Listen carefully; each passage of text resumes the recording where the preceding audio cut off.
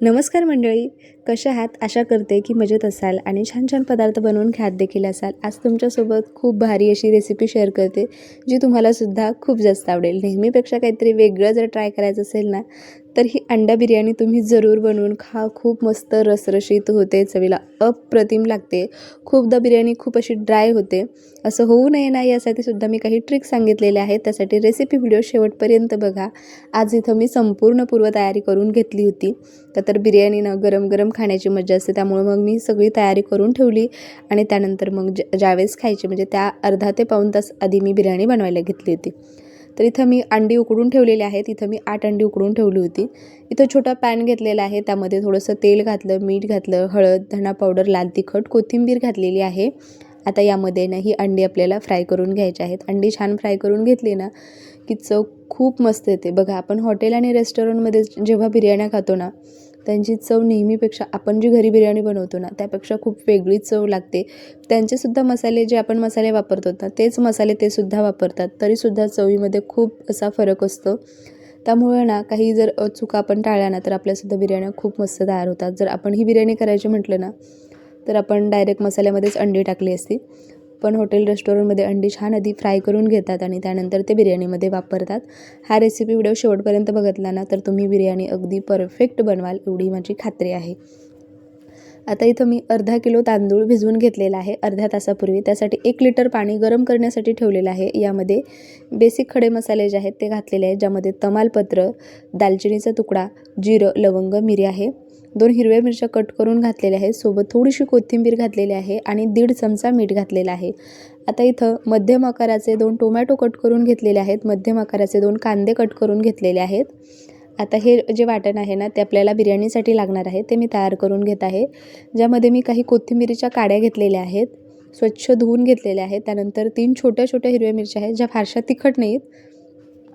अर्धा इंच आलं घेतलेलं आहे.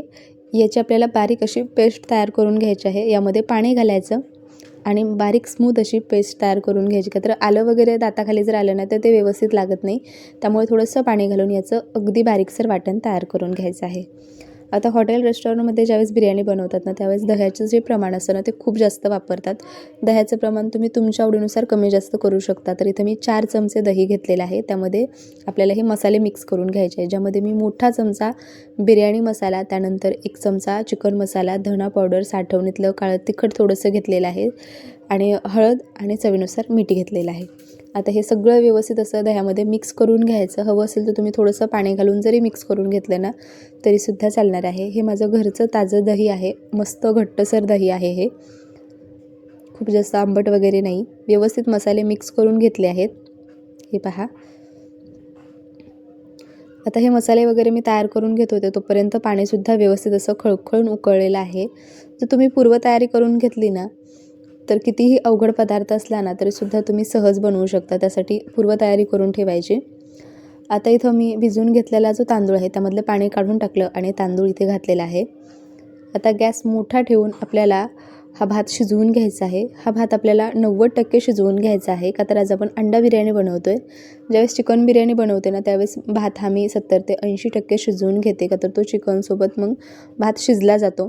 चिकन बिर्याणी जर हवी असेल, तीसुद्धा आपल्या यूट्यूब चॅनेलवर आहे. व्हेज बिर्याणी जर बनवायची असेल, तीसुद्धा आपल्या यूट्यूब चॅनेलवर आहे. आता हा भात व्यवस्थित शिजलेला आहे, म्हणजेच 90% भात शिजलेला आहे. थोडासा हाताने जर तुम्ही दाबून बघाल ना, तर थोडासा निबर लागतो.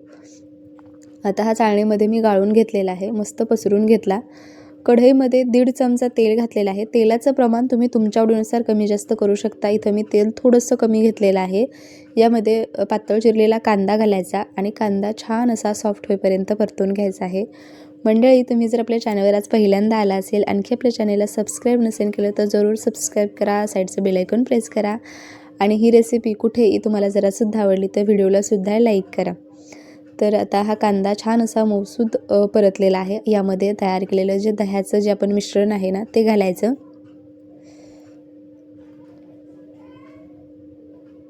हे पहा. आता गॅस लहान ठेवून हे परतून घ्यायचं आहे. हे मसाले करपू नये ना, यासाठी यामध्ये मी थोडंसं पाणी घातलं. वाटीमध्ये भरपूर मसाला होता, त्यामध्ये थोडंसं पाणी घातलं. चमच्याने व्यवस्थित मिक्स करून घेतलं आणि ते पाणी यामध्ये घातलेलं आहे. त्यानंतर यामध्ये बारीक चिरलेला जो टोमॅटो आहे तो घालायचा आणि इथंच मी आपण जे आलं लसूण कोथिंबिरीची जी पेस्ट तयार केली होती ना तीसुद्धा घातली होती.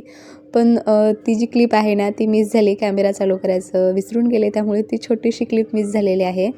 इथेच आलं लसणाची जी पेस्ट आहे ना ती या स्टेजला घालायची आणि यावरती झाकण ठेवून टोमॅटो छान असा मऊसूद शिजेपर्यंत आपल्याला हे परतून घ्यायचं आहे. अधूनमधून झाकण खोलून पाहायचं आणि व्यवस्थित असं परतून घ्यायचं. हे पहा, मस्त अशी ही ग्रेव्ही तयार झालेली आहे आणि याचा जो घमघमाट आहे ना मंडळी, खूप मस्त घमघमाट सुटलेला आहे. हे पहा, व्यवस्थित ही ग्रेव्ही तयार झालेली आहे. यावरती भरपूर सारी कोथिंबीर घालायची. मी प्रत्येक भाज्यामध्ये वगैरे ना कोथिंबीर थोडीशी जास्त घालते. कोथिंबीरची क्वांटिटी तुम्ही तुमच्या आवडीनुसार कमी जास्त घालू शकता किंवा सगळ्यात शेवटी जरी घातली ना तरीसुद्धा चालणार आहे. आता यामधली अर्धी जी ग्रेव्ही आहे ना ती मी काढून घेत आहे, तर आपल्याला याचे 2 थर लावायचे आहेत. हे पहा, खूप मस्त एकदम तोंडाला पाणी सुटलेलं आहे. एवढी ही भारी ग्रेव्ही तयार झाली होती आणि बिर्याणी अप्रतिम झाली होती. अगदी स्वस्तात मस्त झटपट काहीतरी बनवून खायचं असेल ना तर ही बिर्याणी तुम्ही ट्राय करू शकता. आता आपण जी अंडी फ्राय करून ठेवली होती ना ती सगळी अंडी इथे आपल्याला 4 अंडी घालायची आहेत. म्हणजे सगळी अंडी स्टेप बाय स्टेप आपल्याला घालायची आहेत. तर तुमच्याकडे लहान मुलं असेल ना तर अंडी कट करून यामध्ये घाला, थर लावून घ्या. आता यामधला अर्धा भात आपल्याला इथे घालायचा आहे.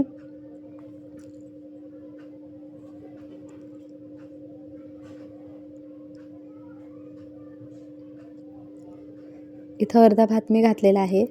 व्यवस्थित भात पसरून घ्यायचा.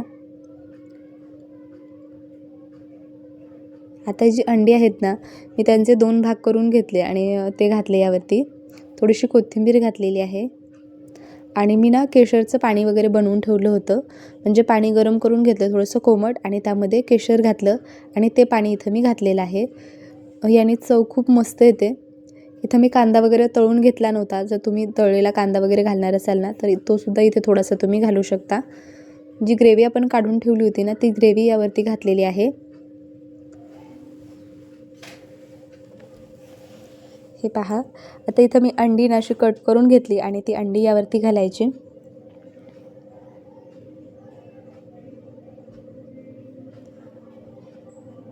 आता उरलेला जो भात आहे ना तो उरलेला भात इथं मी घातलेला आहे.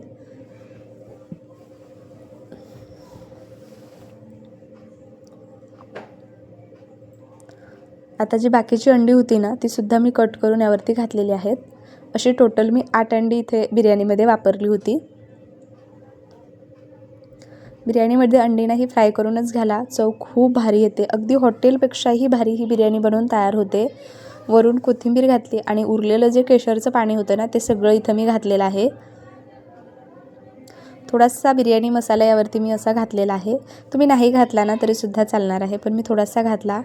घट्टसर झाकण ठेवायचं आणि मध्यम गॅसवर एक 15 ते 16 मिनटासाठी दणकून याला वाफ काढून घ्यायची. हे पहा, मस्त यामधून वाफा निघत आहेत आणि अगदी ही बिर्याणी ना रसरशी तयार होते. अजिबात अशी कोरडी होत नाही. खूपदा अंडा बिर्याणी वगैरे ना खूप जणांची तक्रार असते की खूप कोरडी होते. तर तुम्ही बघू शकता अगदी मस्त ही रसरशीत बिर्याणी खाण्यासाठी तयार आहे. मस्त कोशिंबीर बनवून त्यासोबत तुम्ही ही बिर्याणी खाऊ शकता.